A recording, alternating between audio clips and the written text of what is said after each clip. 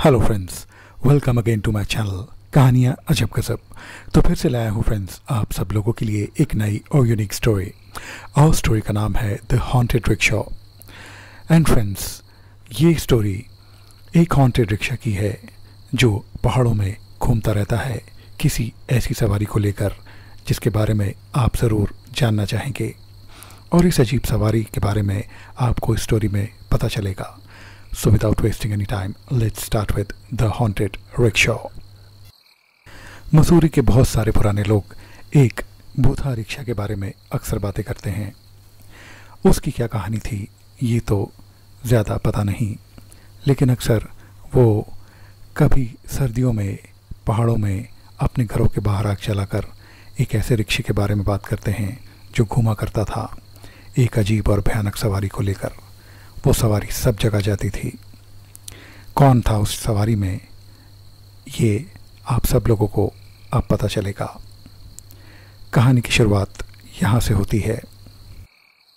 देखने वालों ने एक अंग्रेज़ औरत को देखा है।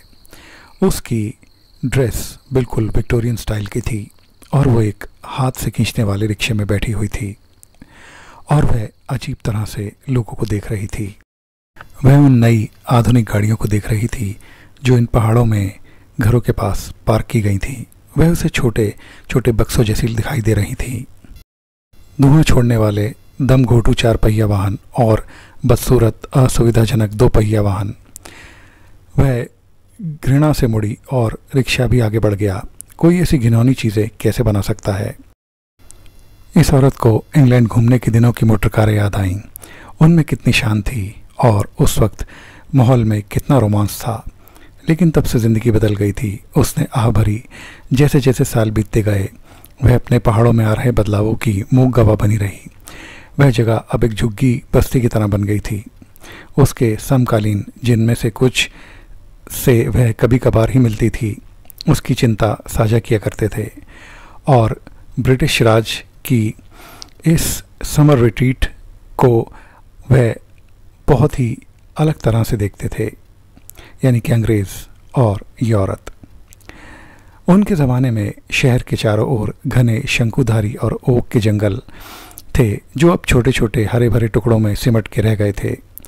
उनकी जगह ढलानों पर विशाल कंक्रीट के घर बन गए थे जिनकी वास्तुकला और रंगों का शहर के माहौल से कोई लेना देना नहीं था। उसके ज़माने, यानी कि इस औरत के ज़माने के पुराने विक्टोरियन घर अब वहाँ नहीं थे। उनमें से ज़्यादातर जलकर खाक हो चुके थे। मॉल रोड के आसपास के घर, वहाँ के सिनेमास, यानी कि पुराने सिनेमास और पुरानी से पुरानी प्रॉपर्टीज़, इन घरों की सूची अंतहीन थी। स्थानीय लोगों के अनुसार बिजली के तारों में खराबी और बिजली के असंतुलन के कारण आग लगी थी। लेकिन ये औरत जानती थी कि उनकी लापरवाही इन खूबसूरत इमारतों के ढहने का कारण बनी। अब रिक्शा एक छोटे रास्ते से होता हुआ सीधे मॉल रोड की तरफ मुड़ गया। अब वह औरत रिक्शे के साथ बीच बाजार में पहुंची। सकरी सड़क थी। उसने सड़क के दोनों ओर लगी दुकानों के गंदे शटरों को घृणा से देखा। कचरे से भरे बड़े बड़े पीले धातु के डिब्बे से आ रही दुर्गंध के कारण उसे 2 बार अपनी नाक ढकनी पड़ी। पर वह जानती थी कि अब सीवर और नालियाँ ज़्यादातर समय जाम ही रहती हैं। हर गली मोहल्ले में कूड़े के ढेर लगे रहते हैं। सड़कें साफ़ नहीं होती। इतनी गंदगी कहाँ से आ गई। उसने उदास होकर सिर हिलाते हुए बुदबुदाया। उसे याद नहीं आ रहा था कि मसूरी में उसके ज़माने में ऐसी कोई समस्या रही हो। उसने कहा शुक्र है, और वह एक ऐसे स्थान पर पहुंच गई जो मसूरी की खुली जगहों में से एक था। और अब वह भी बदल गई थी। वहाँ एक बड़ी मूर्ति थी, श्री महात्मा गांधी की। और तभी उसने वहाँ देखा कि उस जगह के बीचों बीच 2 दुकानें आमने सामने थीं जिन पर चमकीले और इश्तिहारों से भरे होर्डिंग्स थे। वह खुला बैंड स्टैंड जहाँ संगीतकार उनका मनोरंजन किया करते थे। कभी वह खुद भी कई बार वहाँ नाच चुकी थी। अब एक रेस्टोरेंट में वो जगह बदली जा चुकी थी। वह एक विशाल तिरछी छत वाला एक जीर्ण शीर्ण खंडर नज़र आ रहा था। उसको जानकर सदमा लगा कि टाउन हॉल घटिया पत्थरों से बना और टूट फूट रहा था। इसलिए थिएटर वाले निचले हिस्से को छोड़कर बाकी सब ध्वस्त कर दिया गया था और वह लंबे समय तक परिदृश्य पर एक बदसूरत निशान की तरह बन गया था। इस अंग्रेज औरत को याद आया कि कितनी बार उसने मुख्य अभियंता से एक नया टाउन हॉल बनाने के लिए कहा था, क्योंकि डांसिंग हॉल और रेस्टोरेंट के अलावा कोई भी जगह ऐसी नहीं थी जहां पर एक साथ भोज, चित्र प्रदर्शन, बैठक या संगीत कार्यक्रम आयोजित किया जा सके। लेकिन सब व्यर्थ। जैसे जैसे वे आगे बढ़ी, उस जगह को पार करते हुए जो अब नगर निगम की एक भव्य इमारत में तब्दील हो चुका था, उसे उस दयालु महिला की याद आई जिसने रिक्शा कुलियों के लिए आश्रय की व्यवस्था करने के लिए धन इकट्ठा किया था कभी, जिन्हें मानसून के दौरान बहुत असुविधा झेलनी पड़ती थी। बेचारे कुली। बाद में उस आश्रय स्थल का उपयोग अब नगर निगम के गोदाम के रूप में किया जाने लगा था। अब वह अंग्रेज औरत एक मशहूर टूरिस्ट स्पॉट पर रुकी और वहाँ से उन पहाड़ियों को घूरने लगी। उसने सोचा कि इस इलाके में कितनी भीड़ भाड़ और मकान, गाड़ियाँ, पोल्यूशन और गंदगी हो गई है। उसे याद आया कि जब एक बार वह यहाँ पर आई थी और उसने देखा था कि एक उच्च अधिकारी जो वहाँ पर निरीक्षण करने आया था, उसकी नज़र एक इंजीनियर पर पड़ी जो अपने आदमियों के साथ उस सड़क पर काम कर रहा था जो धीरे धीरे बन रही थी। तभी उसने उस इंजीनियर से पूछा, इस सड़क को बनने में कितना समय लगेगा? जी सर, ये काम अभी पूरा नहीं होगा, इसमें वक्त लगेगा, जवाब मिला। रेजिमेंट इस मौसम में मसूरी छोड़ने को तैयार नहीं है, इसलिए कर्नल साहब के आदेश से हम अब धीरे धीरे काम कर रहे हैं। उसने अपनी टोपी को थामे रखा जो उसके सिर से गिरने ही वाली थी कि तभी जर्जर गाड़ी मॉल की ओर बढ़ गई। गाड़ी का यूरोपीय रूप भी बरकरार था। दुकानें अंग्रेज़ी लग रही थी, हालांकि होर्डिंग्स पर जो नाम थे वो अंग्रेज़ी नामों से बदलकर अब भारतीय नामों में तब्दील हो गए थे।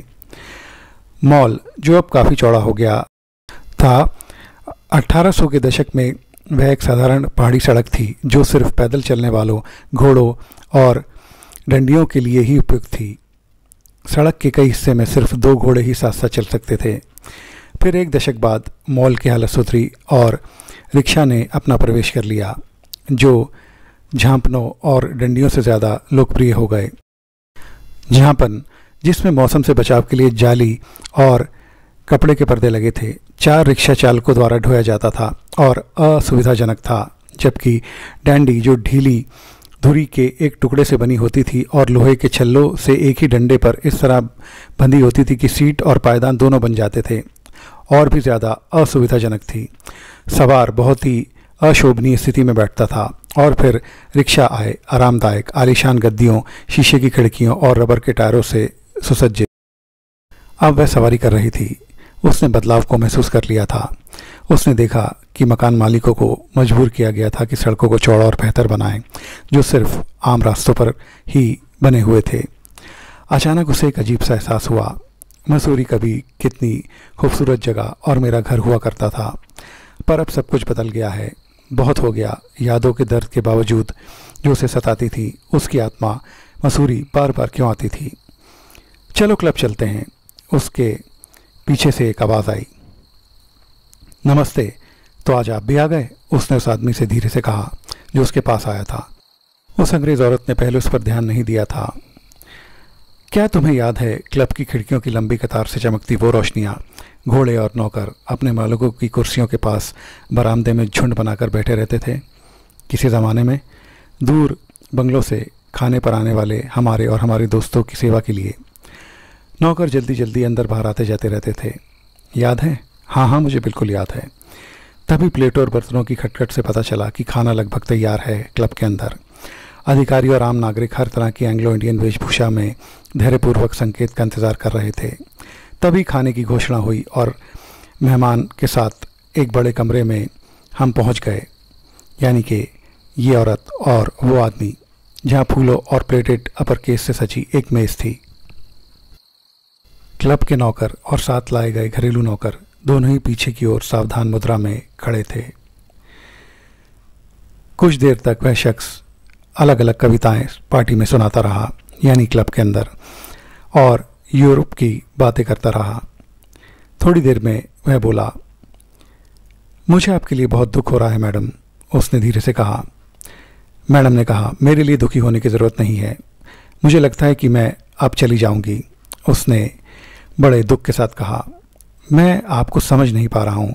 हम में से ज़्यादातर लोग चले गए, तन और मन, सिर्फ उन लोगों को छोड़कर जिनकी आत्माएं निजी त्रासदियों के कारण यहाँ भटक रही हैं, जैसा कि मेरे साथ हुआ। लेकिन तुम, मुझे नहीं लगता कि तुम किसी भी दौर से गुजरे हो, मैडम ने कहा। वह शख्स इन अंग्रेज मैडम के बारे में सब कुछ जान गया था और बोला, ओह ये कितनी दुखद घटना है। देखो तुम कैसे कपड़े पहनकर रिक्शे पर आती हो, मानो ये जगह अब भी अंग्रेज़ों के अधीन हो। वह बोला। वह तुरंत जाने के लिए मुड़ी। वह अब और कुछ नहीं सुनना चाहती थी। मैडम, आपके साथ समस्या ये है कि आप अपना अतीत पीछे नहीं छोड़ पाई, इसलिए शरीर के मरने के बाद भी आप वहीं रहीं। आपकी आत्मा ने सोचा कि सब कुछ पहले जैसा ही रहेगा। ओह दुर्भाग्य से, ये शायद सौभाग्य से कुछ भी पहले जैसा नहीं रहा। समय के साथ सब कुछ बदल गया। आपको अब जाने देना होगा, यही आपके लिए एकमात्र रास्ता है। बस जाने दो, उसने ज़ोर से कहा, मानो सैकड़ों लोगों को ये बता रहा हो। वह अब और बर्दाश्त नहीं कर सकती थी। वह जल्दी से वहाँ से चली गई। उसका क्या मतलब था? क्या सबको पता था कि उसकी आत्मा किसी त्रासदी की वजह से नहीं बल्कि किसी लत की वजह से भटक रही है? हाँ, जी हाँ, ये लत थी, बार बार मसूरी आने की लत। यह इतनी गहरी जड़ जमा चुकी थी कि उसे वहाँ सशरीर आए हुए लगभग 1 सदी बीत चुकी थी। अब वह कूड़े से भरे उन डब्बों के पास से गुजरी जिन्हें उसने कुछ घंटे पहले देखा था, तो उसे अपनी दुर्दशा का ख्याल भी सताने लगा। अब रिक्शा सुरंग की ओर चलता चला जा रहा था और अपने असली भयानक रूप में आ रहा था। वहाँ पर सुरंग के किनारे एक व्यक्ति था जो अपनी बाइक स्टार्ट करने की कोशिश कर रहा था। जैसे ही उसने उस रिक्शे को और उस औरत को देखा तो वह चिल्लाकर बेहोश हो गया। लेकिन वह हमेशा इस बात का ध्यान रखती थी कि सुरंग का इस्तेमाल किसी की मौजूदगी में ना किया जाए, क्योंकि वो कोई अंग्रेज़ औरत नहीं बल्कि उस अंग्रेज़ औरत का प्रेत था और वो रिक्शा एक भूतहा रिक्शा था। तो फ्रेंड्स, ये थी कहानी द हॉन्टेड रिक्शा। ये कहानी आपको कैसी लगी प्लीज़ कमेंट करके ज़रूर बताएं। मेरे चैनल को लाइक, शेयर और सब्सक्राइब ज़रूर करें और बेल आइकन प्रेस करना भी ना भूलें। मेरे और भी इंटरेस्टिंग वीडियोस आपको मेरे चैनल पर मिल जाएंगे, उन्हें भी अपने फ्रेंड्स और फैमिली के साथ ज़रूर एंजॉय कीजिए। फ्रेंड्स, अब आप महज सब्सक्राइबर्स नहीं फैमिली हैं, तो देखते रहिए कहानियाँ अजब गजब स्टोरीज फॉरएवर। तो आपकी बहुत अच्छी सेहत और ब्राइट फ्यूचर की कामना के साथ मैं लेता हूँ आपसे विदा। मिलते हैं आप सब लोगों से मेरे अगले इंटरेस्टिंग वीडियो में। तब तक के लिए बाय बाय।